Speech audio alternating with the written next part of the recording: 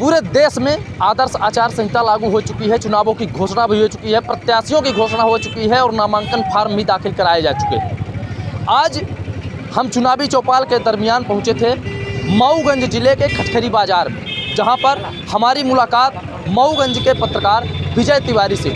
उनसे जानते हैं कि इस बार रीवा संसदीय क्षेत्र में राजनीतिक मिजाज क्या है, किस ओर ऊंट करवट ले रही है, कौन जीतेगा कौन हारेगा, किसके हिस्से में सह आएगी किसके हिस्से में मात आएगी, रीवा का शिरोमणि कौन होगा। सीधे हम बात करते हैं अपने पत्रकार साथी विजय तिवारी जी से, चूँकि ये यहाँ के लोकल हैं और सारी चीज़ें इन्हें जानकारी है। विजय जी, सबसे पहले आप ये बताइए, जनार्दन मिश्र जी 10 वर्षों से सांसद हैं। बहुत बहुत धन्यवाद अमर भाई, आप चुनावी चौपाल में और पब्लिक ओपिनियन में मऊगंज आए और आपसे मुलाकात हुई, इस बात की हमें बहुत खुशी है। जैसा कि आपने पूछा कि जनार्दन जी इस बार भारी पड़ेंगे या नहीं पड़ेंगे, लगातार जिस तरह से रीवा का समीकरण अब बनता हुआ दिखाई दे रहा है, इससे साफ समझ हो रहा है कि कहीं ना कहीं जब नीलम अभय मिश्रा को टिकट मिल गया कांग्रेस की तरफ से, तो भाजपा का जो पलड़ा है वह कम होता हुआ दिखाई दे रहा है और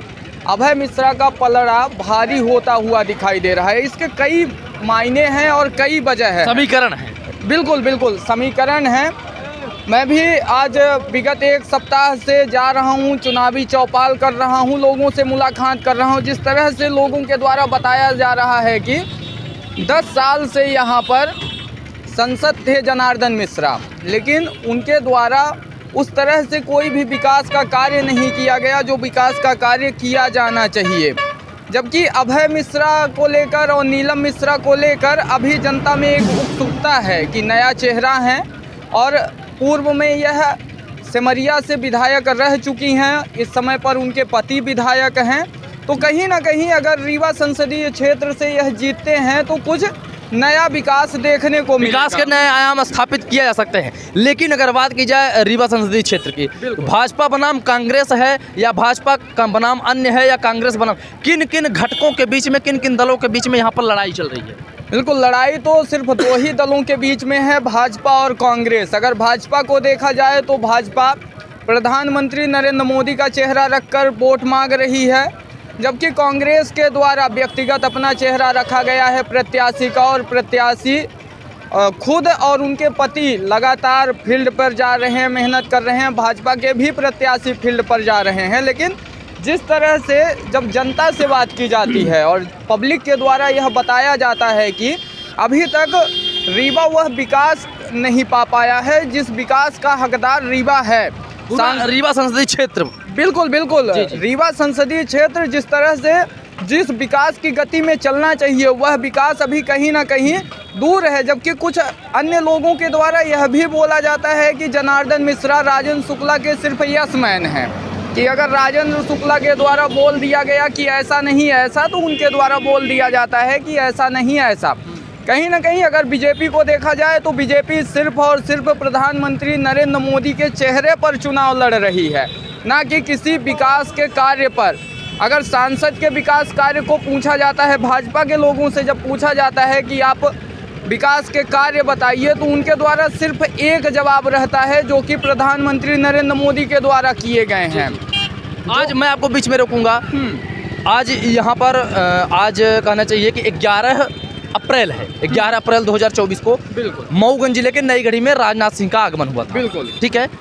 हमने उनका पूरा भाषण सुना, रिकॉर्ड भी किया, लेकिन उन्होंने एक भी जगह पर शिक्षा, स्वास्थ्य, रोजगार की बातें नहीं की। उन्होंने हिंदुत्व की बातें की, उन्होंने विदेश नीति की बातें की। क्या कारण है कि आने वाले समय में या ये कहा जाए कि इस चुनाव में भाजपा रोजगार को नहीं ला रही है अपने प्रचार में, 1 नेशन 1 इलेक्शन पर राजनाथ सिंह जी फोकस कर रहे हैं, लेकिन युवाओं की बात नहीं कर रहे हैं, रोजगार की बात नहीं कर रहे हैं, शिक्षा की बात नहीं कर रहे हैं। इसका कितना प्रभाव पड़ेगा इस चुनाव पर, खासकर रीवा संसदीय क्षेत्र में? अमर जी, आप अगर कभी भी प्रधानमंत्री का भाषण देखते होंगे, कभी भी बीजेपी के अन्य बड़े लीडरों का भाषण सुनते होंगे, देखते होंगे, तो साफ तौर पर प्रधानमंत्री के द्वारा स्वरोजगार को स्थापित करने की बात कही जाती है। प्राइवेट जॉब की ओर ज़्यादा ध्यान दिया जाता है, जबकि सरकारी जॉब को धीरे धीरे ख़त्म किया जा रहा है और वह निजीकरण की ओर ज़्यादा फोकस किया जा रहा है। निजीकरण की ओर पूरी तरह से फोकस किया जा रहा है और यह कहना चाहिए 80% निजीकरण हो चुका है। तो कहीं ना कहीं शिक्षा, स्वास्थ्य और रोजगार की बात बीजेपी के बड़े लीडर कैसे कर सकते हैं, जबकि पूर्व में हिंदुत्व, राम मंदिर, 370 ऐसे मुद्दों पर इनकी सरकार बनती चली आई है। ये चीज़ है। लेकिन अगर बात की जाए रीवा संसदीय क्षेत्र में जो मुद्दे हैं, ऐसा कौन सा मुद्दा है जिसमें कांग्रेस और भाजपा के बीच में लड़ाई होगी, और कौन से ऐसे मुद्दे हैं जिससे विकास की गति नहीं मिल पाई? बिल्कुल अमर जी, बहुत अच्छा सवाल आपने किया है। और आप भी रीवा में घूम रहे हैं इस समय पर, पूरे रीवा संसदीय क्षेत्र में। अक्सर आप ग्रामीण क्षेत्रों में जाते होंगे तो पीसीसी सड़क की हालत क्या है आप भी भली भांति देख चुके हैं। अगर एक ग्राम पंचायत का एग्जाम्पल ले लिया जाए, उदाहरण के तौर पर हम अगर एक ग्राम पंचायत को रखते हैं और एक ग्राम पंचायत में जो पीसीसी सड़क का निर्माण कार्य सरपंच और सचिव के द्वारा करवाया गया है, तो वह 6 महीने नहीं बीतता फटना शुरू हो जाता है, विकास। मैं आपको बीच में रोकूंगा। लोग कहते हैं विकास हो रहा है, आप जाके देख लीजिए। मेरा यह सवाल है लोगों से, मैं किसी के ऊपर टिप्पणी नहीं करना चाहता कि लोगों की मतलब क्या है, लेकिन जैसे मान लीजिए लोगों ने कहा, आपने गौशाला की बात कही, गौशाला अगर बनी है 10 लाख रुपए उसमें लगा है, उसमें 10 मवेशी भी नहीं है, लेकिन उसे भी लोग विकास के नाम से जोड़ रहे हैं। ठीक है, अगर नल जल की बात की जाए तो नल जल में कनेक्शन तो हो गया है, पानी नहीं आ रहा है, तो चीज़ें पहुंच नहीं रही जनता के पास, लेकिन सरकार के द्वारा उसे गिनाया जा रहा है, क्षेत्रीय जनप्रतिनिधियों के द्वारा उसको उपलब्धि में जोड़ा जा रहा है, लेकिन इसके बावजूद भी जनता समझ नहीं पा रही है। आखिर जनता से कहां पर चूक हो रही है? बिल्कुल, मैं जैसा कि आपने नल जल योजना की बात कही, मैं अभी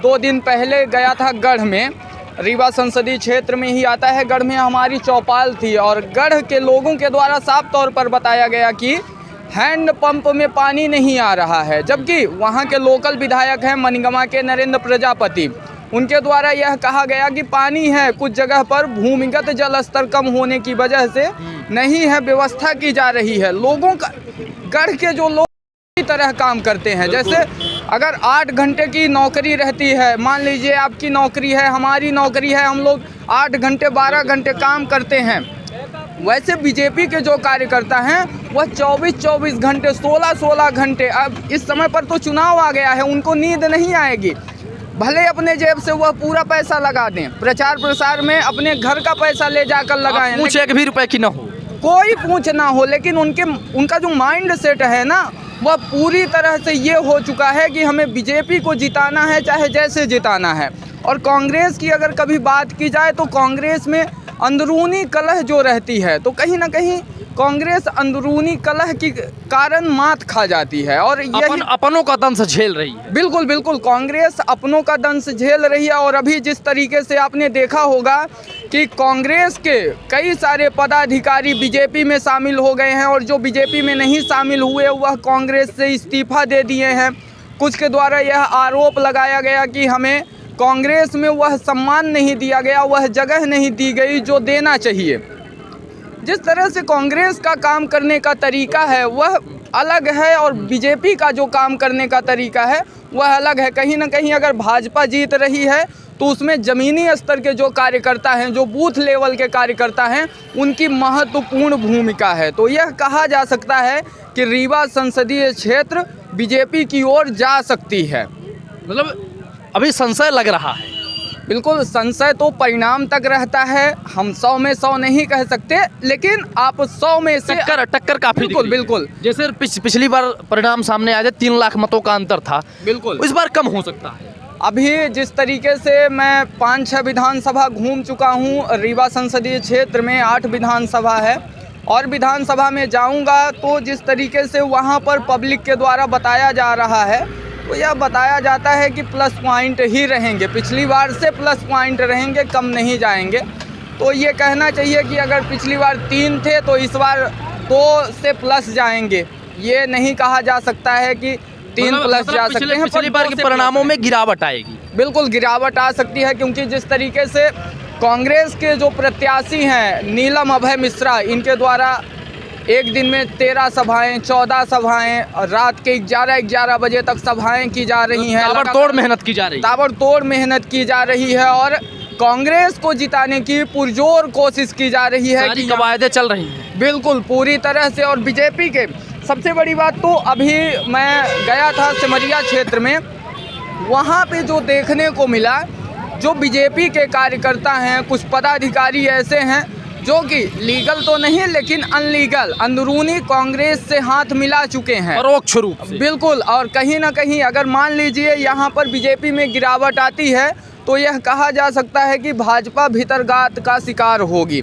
और भीतरघात के कारण ही भाजपा को कम मतदान मिलेंगे। ठीक है, तो आने वाला समय ही बताएगा कि कौन रीवा का शिरोमणि होगा, भाजपा भीतरघात का शिकार हो रही है या कांग्रेस आने वाले समय में चुनाव जीतेगी या भाजपा जीतेगी, यह तो अभी हम नहीं कह सकते हैं। लेकिन जैसे हमारे साथी पत्रकार विजय तिवारी जी का कहना है कि दोनों के बीच में काफ़ी टक्कर चल रहा है।